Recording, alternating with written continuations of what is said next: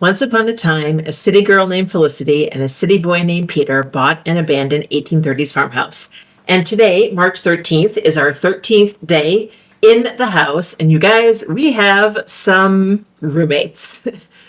So when we moved into the house, we assumed that there were going to be pests because naturally the house has been abandoned for a number of years. We live out in the country.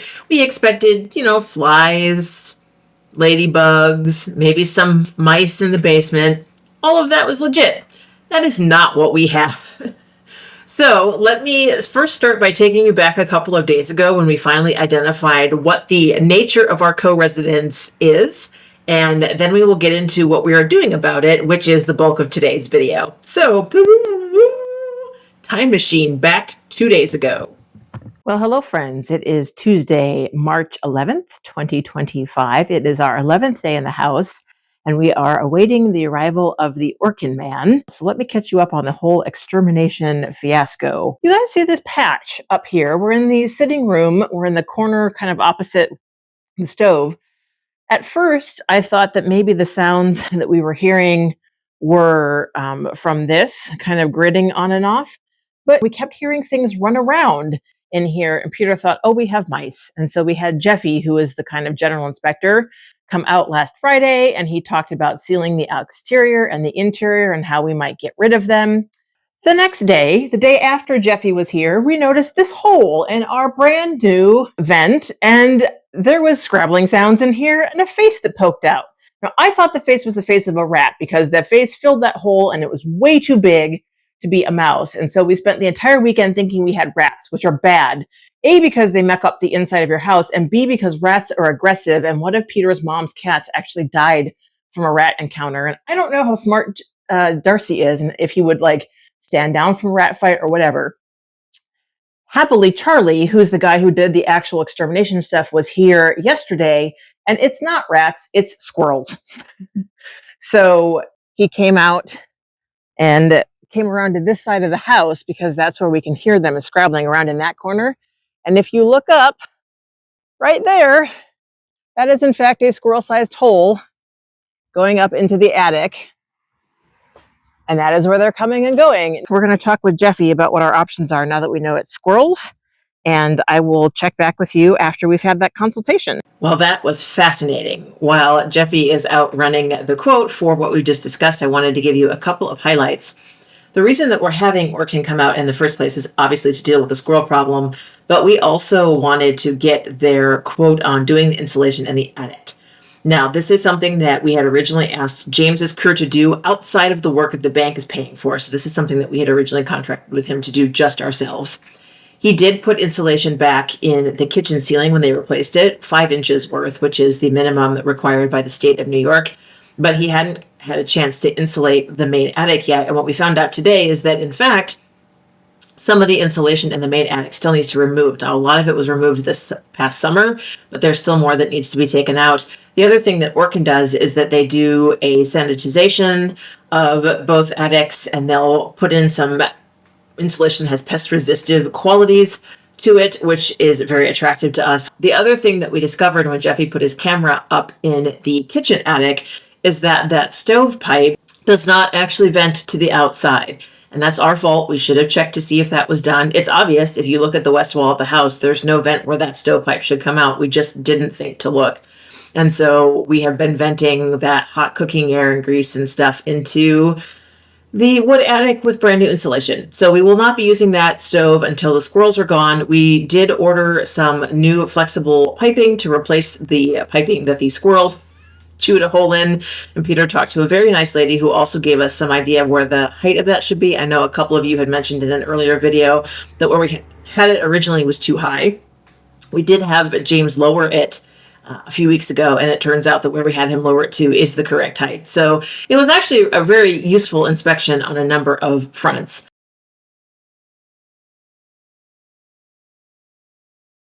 The Orkin folks just left. We signed a contract for less than we had imagined, but way more than we have to spend, which seems to be the case for this house since the beginning. They are going to come back on Thursday, so 2 days from now.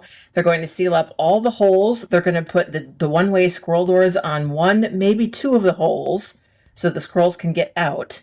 They are going to take all the insulation out of the main attic, which still needs to be removed, sanitize it, put all new insulation in. They're going to put the additional 10 inches of insulation that's needed over the kitchen ceiling, and we should be all insulated and hopefully rodent free after that. I gotta say this, for working with a bigger company, their availability and their responsiveness is a lot better than the small independent contractors we've had out here. And I hate to say that because Peter and I both prefer to work with small independent contractors because we are both independent contractors ourselves, but there's a lot to be said for working with a bigger company that has the bigger infrastructure and availability. I mean, the two guys that were out here today, you guys, they came from Syracuse. That is an hour and a half away, or at least that's their base. I don't know where they live, but that's quite a drive to come out and service this area. And so I will bring you along on Thursday for the grand adventure.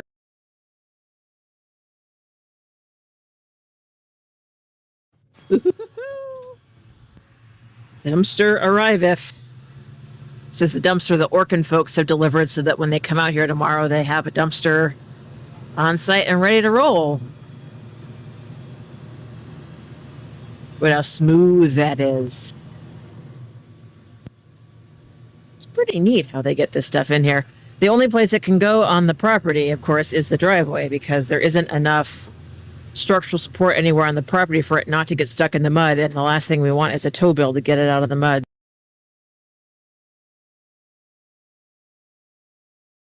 It is March 13th, about 8:30 in the morning, and the first of the Orkin cavalry has arrived. It's going to be a busy day, though.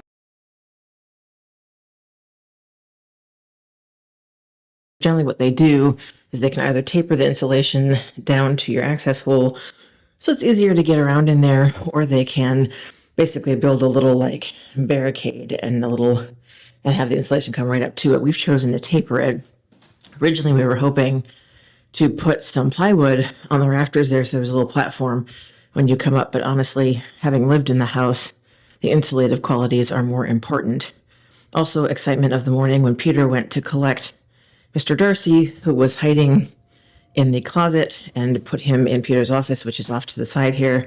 Darcy flipped out and peed on Peter, which is something he's never done before. So poor Mr. Darcy is having something of a traumatic morning. So this is the vacuum they're going to use to vacuum out the extra insulation from the main attic. The good news, and I forgot to mention earlier, is that they think they can save some of the insulation that's in there. That's the older insulation. Our crew took off the newer insulation that had gotten wet with the roof leak, but Ed and Joseph, Ed is the one who went up there this morning, he thinks that we can save some of the insulation that's in there, which is marvelous. Ed has climbed out through our bedroom window out onto the porch roof and is waiting for the vacuum pipe to be handed up to him, and it will go through the window and across the floor and up into the attic crawl space, like a snake coming up onto our roof. The feet dangling is just too good not to catch on camera. It's amazing that they can fit up in that small hole. So up goes the tube, but first comes down a souvenir of previous adventures in the attic, and then boop, boop, boop, boop, boop. We're up and running.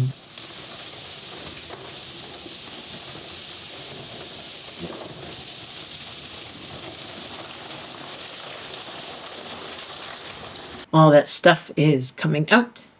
It's going all through the tubing and out. This is where it goes across the roof and down to the vacuum pump with attached bag in the yard.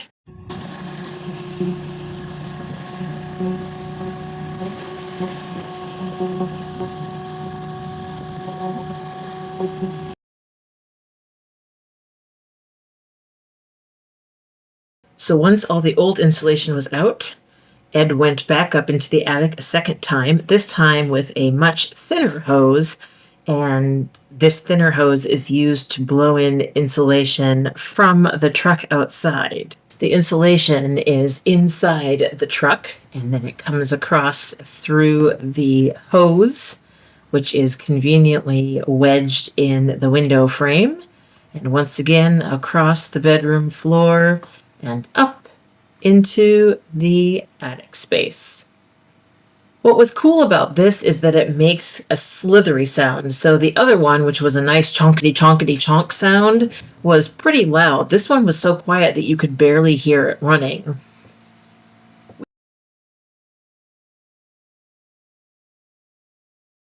So now they're working on putting foam in the many holes that exist around the foundation and the squirrel doors on them. So this is one. This is in the corner of the porch, and then up, that's the hole that we first identified. And so the way these work is there's a gate inside there, and when the squirrel comes out, the gate closes and they can't get back in, but they can obviously still climb on it and get down. There was also, if you guys can see, there was that hole which has been sealed.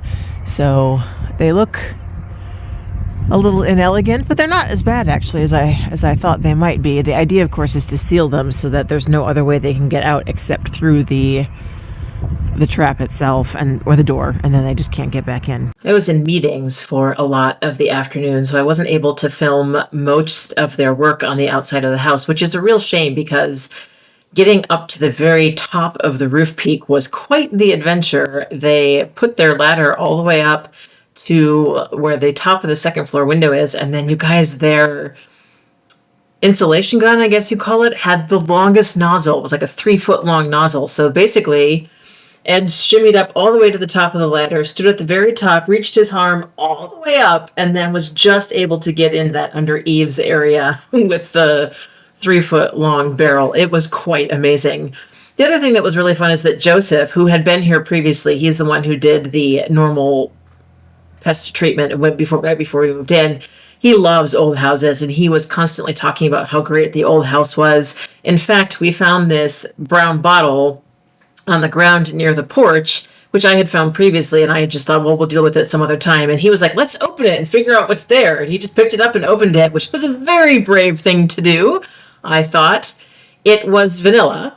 Very, very strongly alcoholic vanilla at this point, but definitely vanilla, and that was really fun. I gotta tell you guys, between the beautiful weather, it was up in the 60s and sunny all day, and the excitement of what Ed and Joseph were doing, it was really hard to sit and work. I want to wrap up this segment by thanking everybody from Orkin who's been involved in the squirrel adventure. That would be Jeffy, Charlie, Ed, and Joseph. Their professionalism and punctuality and genuine warmth have been a true pleasure to work with and made us feel much more comfortable about the decision to go down this path. So thank you, gentlemen, for your efforts on our behalf.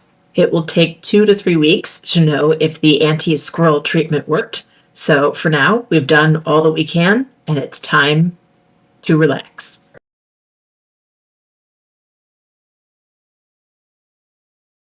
So, after a busy day of filming and meetings and enjoying bits and pieces of sunshine, I moved my chair from next to the porch out to the backyard, and I sat and I read my book and I watched the sunset over the lake.